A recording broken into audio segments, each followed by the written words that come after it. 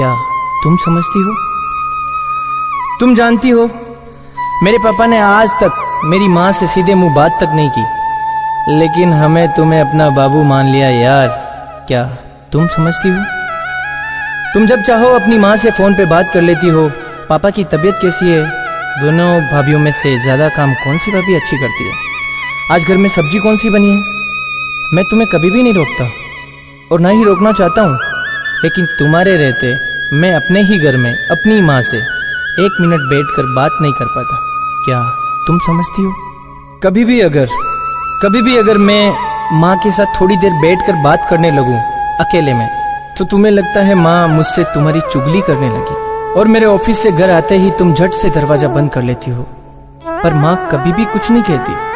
क्या तुम समझती हो? पापा ने जमीन खरीदी, दुकान खरीदी, ये घर बनवाया, कभी आज तक माँ से पूछा नहीं, सिर्फ बताया। कभी सलाह मशवरा तक नहीं किया। लेकिन मैं साला 250 की टी शर्ट भी खरीदता हूँ ना, तो तुमसे 300 बार परमिशन लेता हूँ। बाबू कलर ठीक है ना?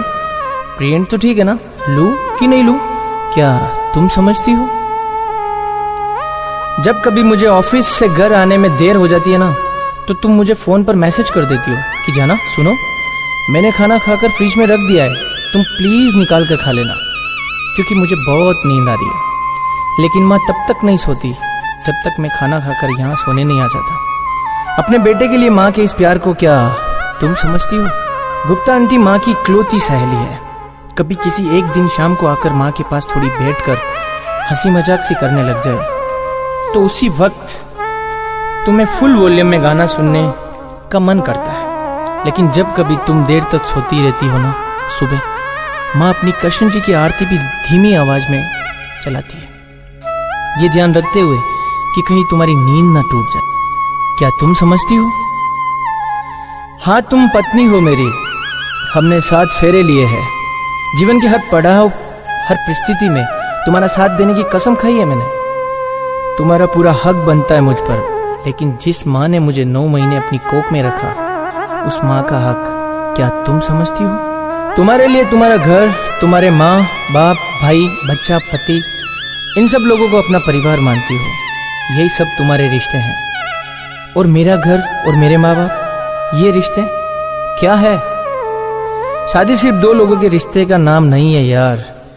2 परिवार आपस में जुड़ते हैं, भाई बहन की नोकझोंक भाभी देवर की हंसी मजाक बन जाती है, पापा का प्यार ससुर का दुलार बन जाता है, और माँ की जगह सास ले लेती है।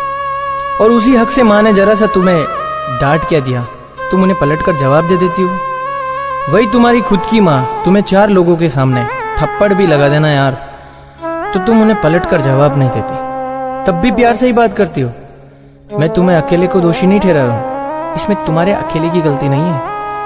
ना तो माँ ने तुम्हें कभी अपनी बेटी माना है, और ना ही तुमने कभी माँ को माँ माना है। मैं किसी की तरफदारी भी नहीं कर रहा हूं, मैं तो सिर्फ इतना कहता हूं कि माँ अपनी जिंदगी जी चुकी है, लेकिन तुम्हें अभी भी अपनी जिंदगी जीनी है।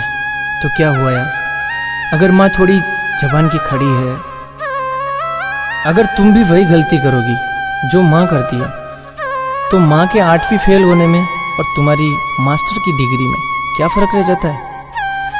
बड़कपन जो है ना, गुस्से और अकड़ में आकर रिश्ता तोड़ने में नहीं है, बल्कि झुककर विनम्रता से जोड़ने में है।